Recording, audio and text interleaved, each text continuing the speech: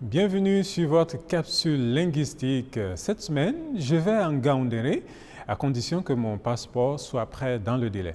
Le cas échéant, juste un mot ne passe pas cette semaine. Qu'est-ce que j'ai dit? Le cas échéant et non le cas contraire. Je voyage cette semaine. Le cas échéant, l'émission n'aura pas lieu. Cela veut dire tout simplement que je serai absent cette semaine, mais je ne suis pas encore si sûr que ça. Mais au cas où cela se vérifierait, c'est-à-dire le cas où je voyagerai effectivement. Dans ce cas, je dis le cas échéant.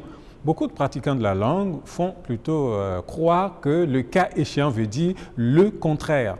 Dans le mauvais sens utilisé par les pratiquants de la langue, on entend dire je vais au service ce samedi, le cas échéant, j'irai à Porto-Novo. En d'autres termes, il veut dire exactement ceci. Samedi, je vais au service, au cas contraire, j'irai à Porto-Novo. Au cas contraire veut dire si je ne vais pas. Tandis que le cas échéant veut dire si j'allais comme je l'ai annoncé. Et si c'est le cas contraire, il vaut mieux dire tout simplement le cas contraire. Il faut le dire comme ça. Mais si c'est l'inverse, on dit le cas échéant. Le cas échéant veut dire donc dans le cas que j'évoque, au cas où ce que je dis se vérifie, ou au cas où c'est vrai, en d'autres termes, au cas où cela échoua. Et oui, voyons pourquoi justement ce sens. Échéance, comme vous ne l'ignorez pas, veut dire le moment, la date, le rendez-vous, le délai imparti est arrivé à échéance. C'est-à-dire que cela tombe le moment où il a été fixé. Théoriquement, c'est la date à laquelle quelque chose est exigible. Il peut s'agir du paiement d'une dette, par exemple. On peut aussi parler d'échéance électorale, c'est-à-dire la date ou la période fixée pour les élections. Dieu sait qu'on en a souvent au Bénin. Alors, pourquoi ce sens? Échéance, c'est le nom et le verbe, c'est échoir. Échoir, c'est théoriquement tomber au sens de quelque chose qui arrive à point nommé, à une période ou à une date précise.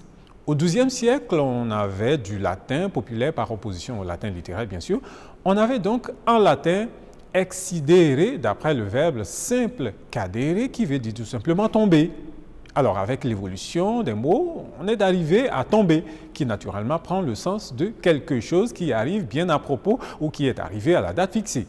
Échoir, et on parle donc de l'échéance pour désigner cette date ou cette période fixée pour quelque chose.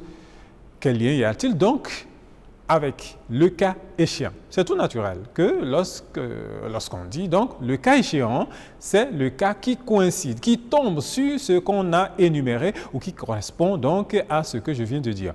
Nous avons donc j'irai à Yaoundé si j'arrive à obtenir mon visa.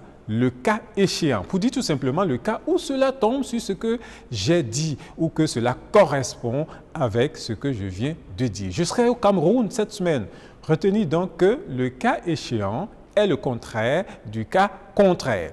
Lorsque vous dites le cas échéant, la suite n'est pas le contraire de ce que vous venez de dire, mais la conséquence de ce que vous venez de dire. C'est le président Boboraba, par exemple, qui est élu au Gondwana. Pardon, maman, si tu me suis, alors je sais que c'est une marque déposée.